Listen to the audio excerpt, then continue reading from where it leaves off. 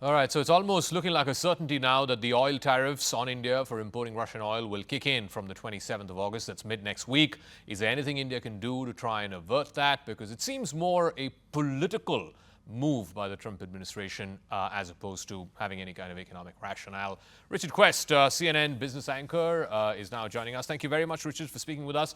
So the Trump administration, I think Trump himself, after the Alaska meeting with President Putin, sort of spoke to reporters, and he gave an interview where he said that one of the reasons for imposing this 25% additional oil tariffs on India for importing Russian oil was to get Putin to the negotiating table, was to get President Putin to Alaska. Now that that's happened, basically, I think the phrase that he used was, if you squeeze their second largest customer, they will feel the pain too. So now that that's happened, do you think that Washington could reconsider this additional 25% levy on Indian import of Russian oil?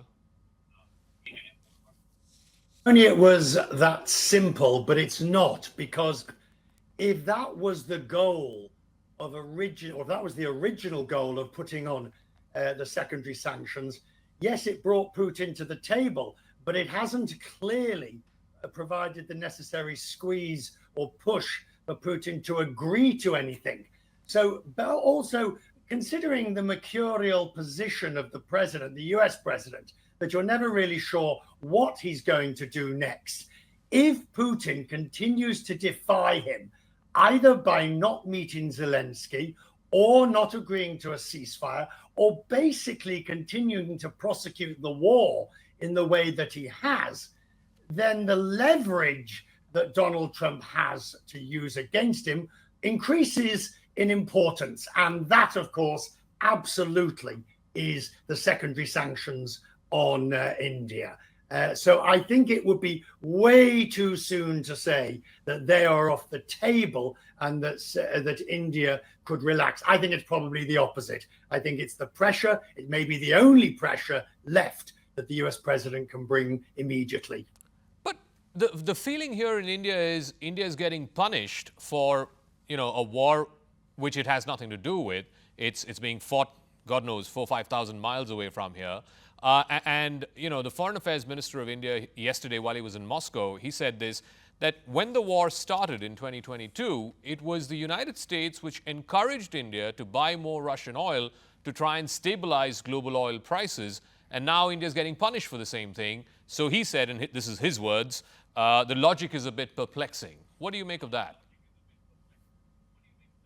He's right. I mean, there's no getting away from it. When the EU chose to use the cap method on the price of oil to put the necessary pressure on Russia, India was one of those that assisted by buying the oil, thereby allowing the cap mechanism to work. And now, of course, you're damned if you do and you're damned if you don't. If you take part in it, then you get screwed. And if you don't take part in it, you get screwed. So there's a certain truth in that unfairness of the position. But here's where I think the minister is being somewhat rose-colored spectacles on it. Everybody now knows that the oil sales are an important part of Russia's revenue. And whatever the situation may have been 2 years ago is not the same situation now.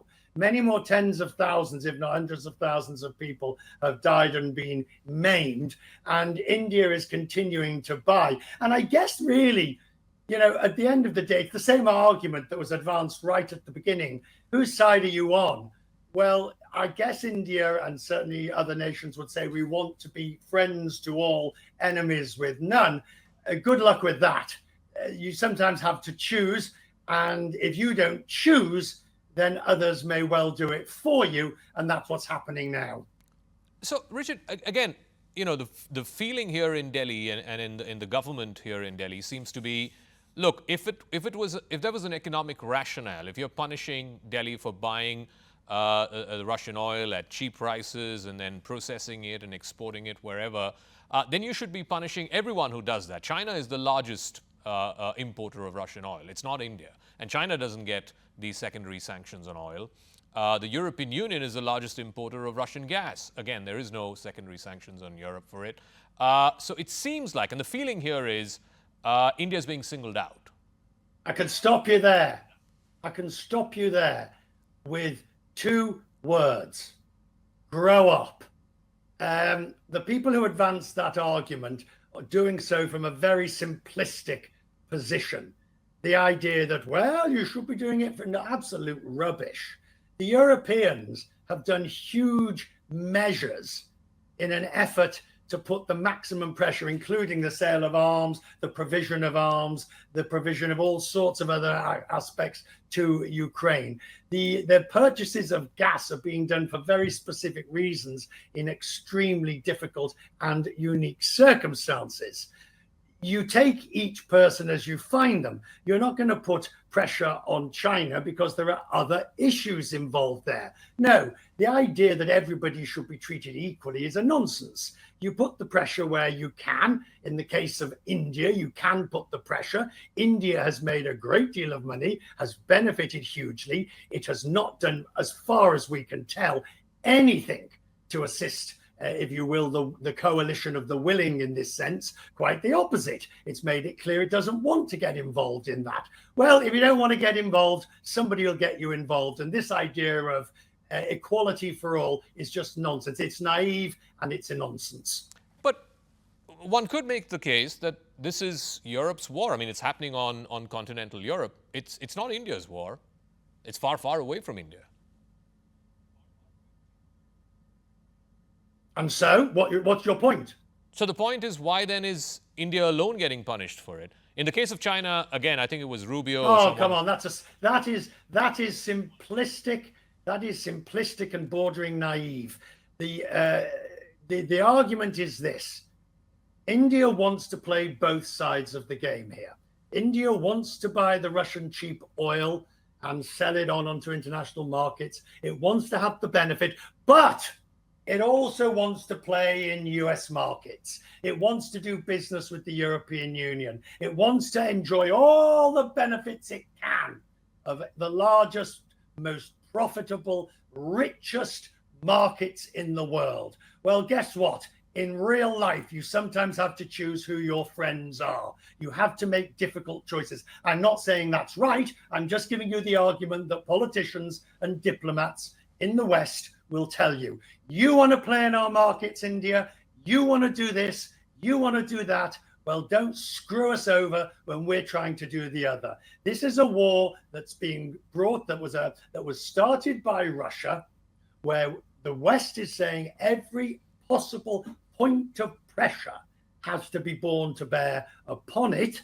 And that's why. Look, India didn't say, when President Trump involved himself in the recent skirmish between India and Pakistan, India didn't say, no, Mr. Trump, this is thousands of miles away from you. We don't want you. We don't want you. No, they didn't. Of course, they wanted the president, right? Because as long as you've got the president, you've got his attention and you're making him feel wanted and needed, and the United States will reward you in other ways. So you can't have it both ways. You can't play in the market when you want to and not when you don't. So why is this not then being applied on China? Oh, be realistic. You know the reasons for that. The trade relationship with China is far more crucial and strategically important, and therefore, you will use different mechanisms and weapons against China, metaphorical weapons against China, because it's not a one size fits all in this environment. You use the pressure that's most effective at any given point. And for the moment, the US president has decided that putting that sort of pressure on China is not warranted. But if you put that pressure on India, you stand to get, pardon the phrase, a good bang for the buck. And therefore you can advance the position that you want. Now, look, it's by no means clear the president will go forward with his secondary sanctions on India for all the difficult reasons that we understand and that we know.